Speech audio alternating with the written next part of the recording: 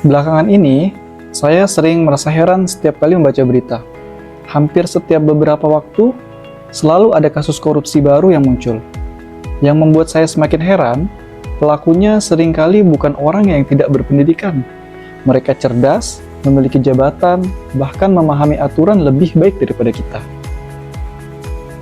Terungkap sejumlah aktivitas yang dilakukan Bupati Muara Enim, Edison, sebelum akhirnya terjaring operasi tangkap tangan atau OTT yang digelar Komisi Pemberantasan Korupsi, KPK, di Jakarta dan Sumatera Selatan pada Minggu, 7 Juni hingga Senin, 8 Juni 2026.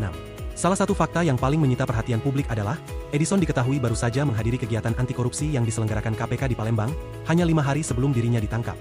Sebelum terjaring OTT, Edison masih menjalankan berbagai agenda kedinasan seperti biasa. Halo semuanya, perkenalkan, saya Imam Sugiharto, mahasiswa program studi informatika dari Universitas Bina Sarana Informatika Pontianak. Teman-teman, video yang baru saja kita lihat tadi mungkin hanya satu dari sekian banyak kasus yang muncul di negeri ini. Hari ini, saya ingin mengajak kita semua melihat korupsi dari kacamata yang sedikit berbeda. Bukan dari pasal-pasal hukum, bukan dari seberapa besar angka kerugian negaranya, melainkan dari akarnya, yaitu karakter manusia. Saya percaya, korupsi itu bukan takdir sebuah bangsa, melainkan kebiasaan buruk yang sebenarnya sangat bisa dihentikan. Pertanyaannya, kenapa kebiasaan ini sulit sekali hilang? Mari kita bedah melalui satu kasus yang mencoreng institusi pengawasan kita baru-baru ini. Nah, baru-baru ini, publik dikejutkan dengan operasi tangkap tangan terhadap oknum pejabat daerah yang menyuap oknum auditor Badan Pemeriksa Keuangan, atau yang biasa kita sebut BPK. Nah, uang rakyat dipakai untuk membeli status laporan keuangan yang seolah-olah bersih.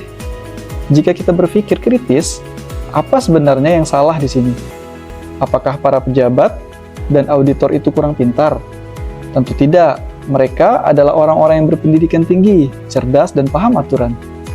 Masalah utamanya adalah kegagalan karakter adalah celah integritas yang hancur karena 3 hal. Pressure, tekanan gaya hidup, opportunity, kesempatan dalam jabatan, dan rationalization, atau pembenaran bahwa semua orang juga melakukannya. Nah, dari kacamata karakter building, kasus ini adalah bukti nyata bahwa kepintaran intelektual tanpa landasan kejujuran adalah senjata yang sangat berbahaya bagi masyarakat. Ketika pengawas yang seharusnya menjadi benteng terakhir keadilan justru bisa disuap. Maka yang runtuh bukan sekedar sistemnya, tapi moralitas institusi itu sendiri. Namun, mari kita putar cerminnya ke arah diri kita sendiri. Sebagai mahasiswa, wajar jika kita dituntut untuk meraih nilai yang bagus, menyelesaikan banyak tugas, atau merampungkan proyek tepat waktu. Tapi justru di titik tekanan itulah integritas kita diuji. Sangat mudah bagi kita untuk marah menunjuk para koruptor di luar sana. Sementara tanpa sadar, kita masih sering mentoleransi kecurangan di lingkungan kampus. Titip absen ke teman, memanipulasi data penelitian agar hasilnya terlihat bagus, atau mencari jalan pintas dengan mengambil source code karya orang lain tanpa izin dan mengakuinya sebagai hasil karya sendiri. Nah, secara kasat mata, mungkin tidak ada uang negara yang kita curi dari tindakan itu. Tapi, sadarkah kita, saat kita menjiplak atau memanipulasi tugas demi nilai A, kita sebenarnya sedang melatih otak kita untuk mewajarkan kecurangan itu. Kita sedang menanamkan mentalitas yang penting beres, yang penting aman. Dan toh dosennya juga nggak tahu, disinilah letak krisis karakternya. Jika saat duduk di bangku kuliah saja kita sudah berani merekayasa tanggung jawab akademik, bagaimana nanti saat kita dipercaya memegang sistem yang lebih besar? Bagaimana jika esok hari kita berada di posisi para pembuat kebijakan atau pengembang sistem untuk publik? Nah, kecurangan kecil di kampus adalah bug yang diam-diam menggerogoti logika moral kita. Bibit penyakitnya sama persis dengan apa yang dilakukan para koruptor kelas kakap. Bedanya hanya pada panggung dan kesempatannya. Mereka merampok uang rakyat, sementara kita merampok kejujuran kita sendiri. Nah, lalu bagaimana kita memutuskan rantai ini? Nah, sebagai mahasiswa informatika, saya belajar satu filosofi sederhana. Sebuah sistem sehebat apapun pasti akan crash jika ada satu bug kecil yang dibiarkan menumpuk. Nah, sama halnya dengan karakter kita. Solusinya tidak bisa hanya mengandalkan KPK atau kepolisian. Perubahan harus dimulai dari firewall di dalam diri kita masing-masing, yaitu integritas. Sikap nyata yang saya ambil saat ini adalah membiasakan kejujuran dari hal yang kecil, berani bertanggung jawab atas tugas sendiri, transparan dalam berorganisasi, dan memiliki keberanian untuk berkata tidak pada kecurangan, meskipun kita menjadi pihak yang minoritas.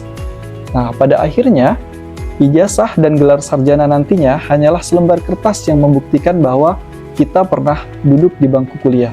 Namun, integritas adalah satu-satunya bukti bahwa kita adalah manusia yang terdidik. Secanggih apapun sebuah sistem atau database dirancang, jika fondasi logikanya sudah membiarkan file yang korup masuk, maka seluruh output yang dihasilkan pasti akan merusak. Begitu pula dengan karakter kita. Korupsi di negeri ini tidak akan pernah mati hanya dengan ancaman penjara, tetapi ia akan mati ketika secara sadar menolak memberikan hak akses bagi kecurangan sekecil apapun ke dalam hidup kita. Nah, membangun karakter memang tidak mudah. Membangun karakter memang tidak butuh tepuk tangan. Ia hanya butuh konsistensi, justru pada saat tidak ada satu orang pun yang melihat kita. Saya Imam Sugiharto, saya menolak menjadi bak yang merusak tantangan bangsa ini. Dan saya siap menjadi bagian dari solusi dengan menjaga integritas saya di hari esok, dan seterusnya.